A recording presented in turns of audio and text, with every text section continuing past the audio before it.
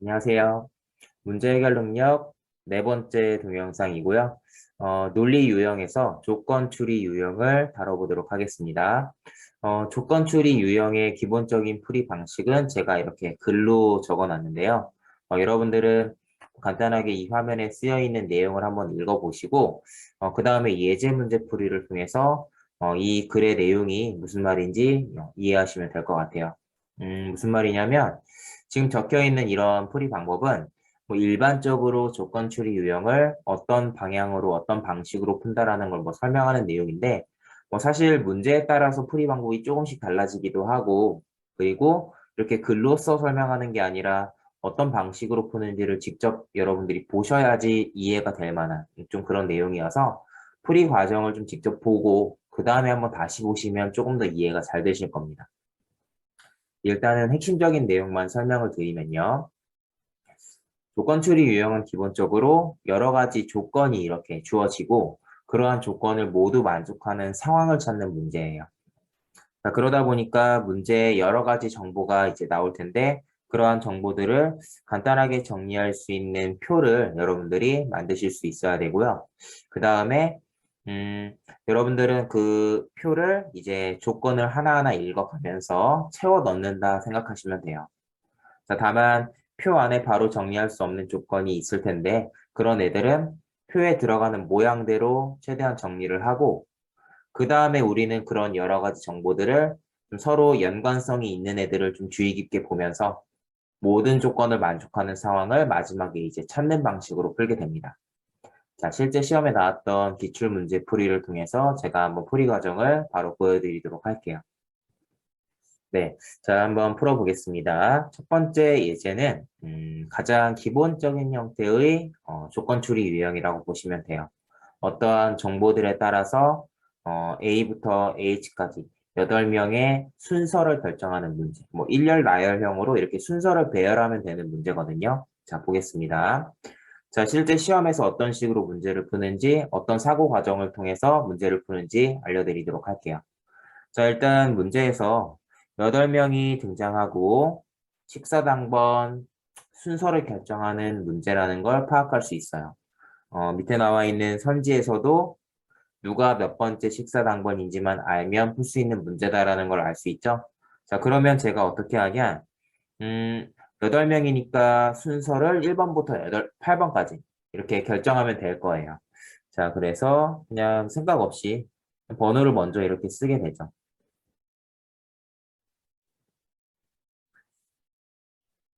자, 그 다음에 누가 몇 번째 순서인지를 사람 이름을 밑에다가 적을 거고요. 이제는 왼쪽에 있는 조건을 순서대로 읽을 겁니다.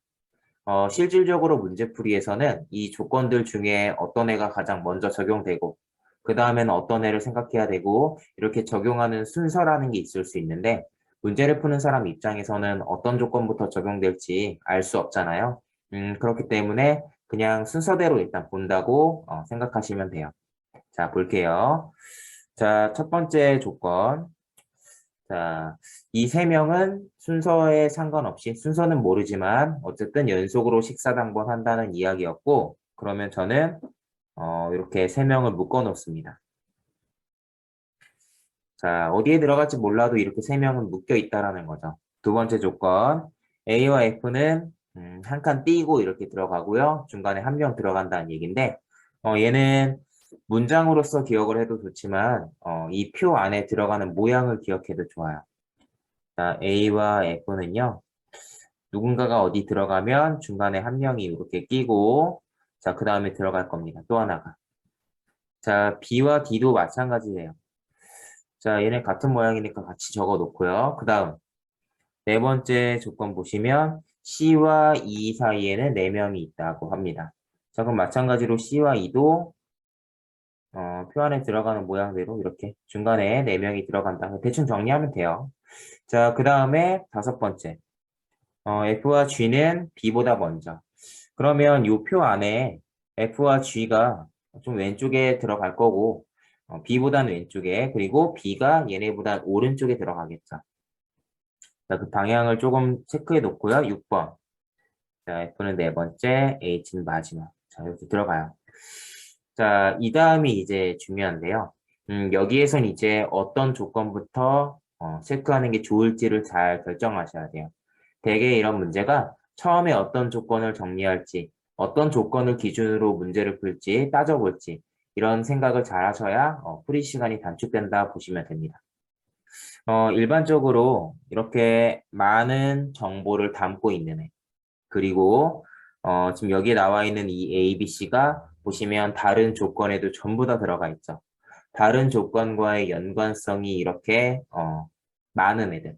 이런 애들을 보는 게 조금 편하다고 할 수 있어요. 이유는 뭐냐면 어, 여러 가지 정보가 이렇게 들어가 있죠. A, B, C가 이렇게 묶여 있다라는 점에서 들어갈 수 있는 자리가 제한이 되고요. 다른 조건과의 연관성도 이렇게 많기 때문에 다른 조건이랑 이렇게 비교하면서 가능한 상황, 불가능한 상황을 우리가 더 잘 구분할 수 있고 이러한 제약 조건이 많을수록 경우의 수가 좀 뭔가 특정이 되겠죠. 그래서 정보량이 많고 다른 조건과 연관성이 높은 애를 제일 먼저 보게 되는 거예요. 자, 그럼 제가 이제 어떻게 생각하냐? A, B, C 요 세 개의 묶음이 들어갈 수 있는 자리가 어디인지 확인하고 그때 다른 조건과 연관성을 생각해서 다른 조건에 위배되지 않는 상황을 찾아요. 자, A, B, C가 들어갈 수 있는 데는 세 개의 덩어리니까 1, 2, 3번 자리 아니면 5, 6, 7번 자리 뭐 둘 중에 하나밖에 없을 텐데요. 둘 중에 어디가 가능할까 따져보면 가장 위에 나와 있던 B가 F보다 오른쪽에 들어가야 된다는 이 정보 때문에 A, B, C가 5, 6, 7번에 들어간다는 거 확인할 수 있죠. 그러면 자연스럽게 A와 F의 관계 때문에 A가 6번이 되고요. 그 다음에 B와 D도 어때요? 한 칸 띄고 들어가야 되죠? B가 5번, D가 3번일 수밖에 없어요. 자, 그럼 7번 자리가 C가 되고 두 번째 자리가 E가 되겠죠. 자, 4칸 띄고 들어가야 되니까요.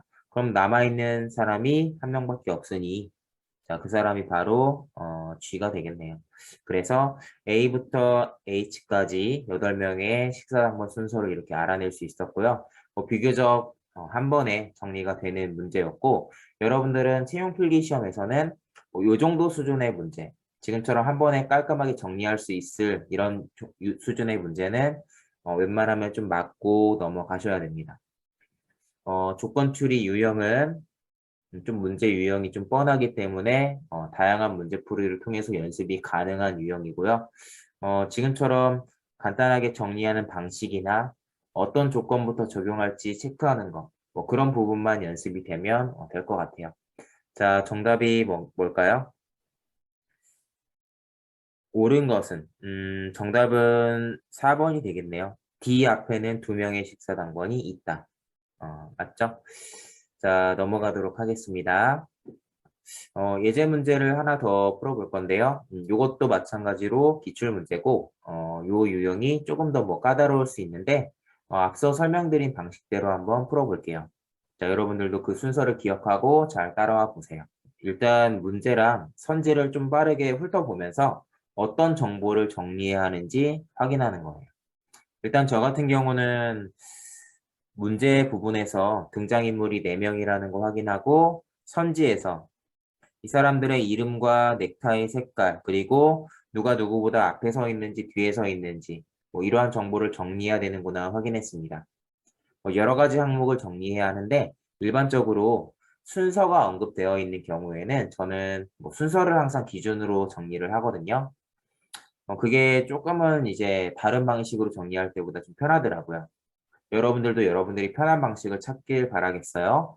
자, 일단 순서가 언급됐으니까 1, 2, 3, 4 이렇게 4명의 순서를 결정하는 거구나 생각하고 자, 그 다음에 얘네들의 직급 자, 직급이 있을 거고요. 그 다음에 얘네들의 이름 그 다음에 넥타이 색을 정리해야겠죠.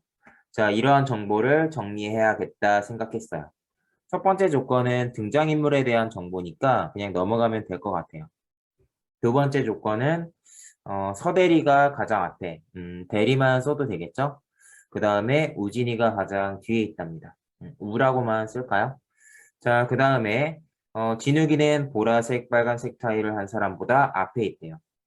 그러면 진욱이가 1번이랑 2번 자리에 들어간다는 거고, 진욱이보다 더 뒤에 보라색과 빨강색은 순서를 서로 모르니까 좀 이렇게 따로따로 써주겠습니다.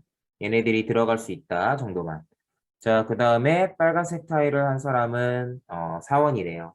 같이 써주겠죠? 자, 그다음 5번째 조건. 여기가 중요한데요. 자, 김 과장은 초록색 타일을 한 상준이 바로 뒤에 있다고 합니다.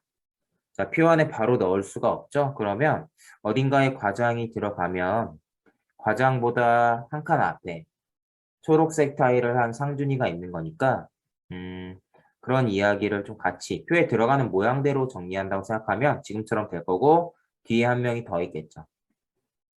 자, 마지막도 마찬가지예요. 은호라는 애가 있으면 은호 왼쪽 아래 칸에 남색이 들어갈 거고 오른쪽 상단에 정주임이 들어가겠죠.